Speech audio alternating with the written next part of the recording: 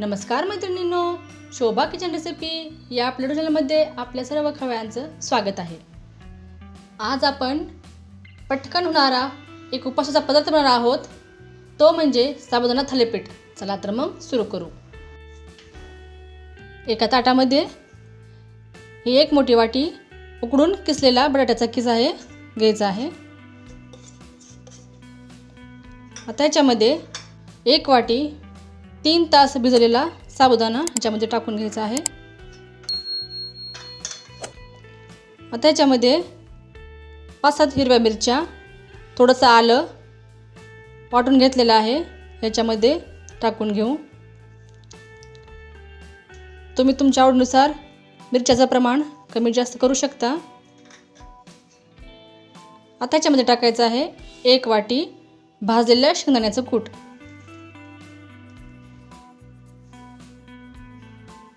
आता ह्याच्यामध्ये टाकायचं आहे 1 चमचा जिऱ्याची पूड। आता सगळ्या शेवटी टाकायचं आहे चवीनुसार मीठ। आता हे सगळं हाताने मिक्स करून घेऊ।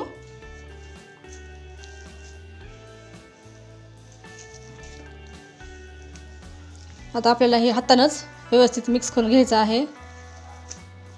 उपवास म्हटला की आपण फराळाला वेगवेगळे पदार्थ गोड करतो, तिखट करतो, तर अशाच प्रकारे आपण एक गोड पदार्थ साबुदाण्याचा बनवलेला आहे।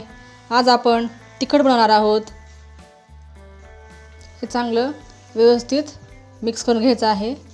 याच्यामध्ये बटाटा उकडून तुम्ही कुस करून टाकू शकता, पण किसून टाकल्याने यामध्ये चांगले एक जीव होतं आणि उकडून कुस करून टाकल्याने त्याच्यामध्ये तशाच गाठी राहतात, त्याच्यामुळे असं किसून टाकायचं आहे। आता हे व्यवस्थित मिक्स करायचं आहे। तर इथे आपलं आता बटाटा साबुदाण्याचं सारण व्यवस्थित मिक्स करून झालेलं आहे। आता आपण इथे हाताला तेल लावून घ्यायचं आहे आणि ह्या बटाटा आणि साबुदाण्याचा छोटासा गोळा घ्यायचा आहे आणि हातावर गोल करून हातावरच थापून घ्यायचं आहे।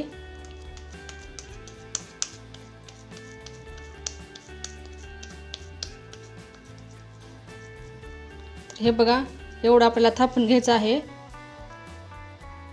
आता आपण सगळेच थापून घेऊया। तर इथे साबुदाण्याचे थालीपीठ थापून तयार आहेत।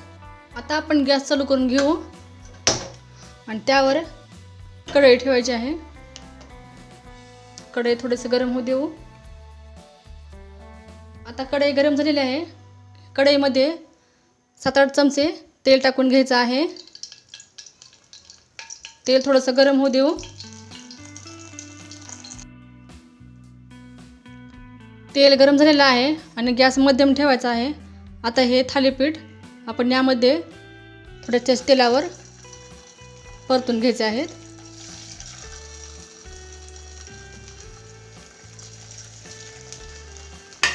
गॅस मध्यमच ठेवायचा आहे।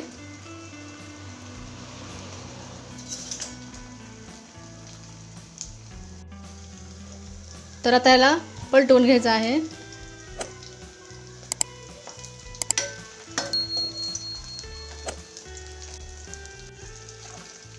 आता एका बाजूने तळून झालेलं आहे। आता दुसऱ्या बाजूनेही आपण व्यवस्थित तळून घेऊ। आता काही दिवसावरच आषाढी एकादशी आलेली आहे। आषाढी एकादशी असो किंवा कोणताही उपवास असो, आपण फराळाचे विविध पदार्थ बनवतो।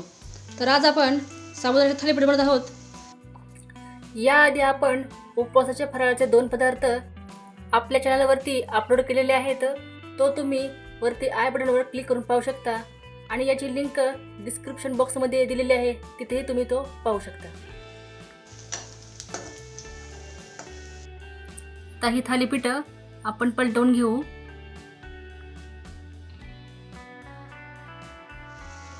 आता इथे दोन्ही साईडने हे थालीपीठ तळून झालेलं आहे।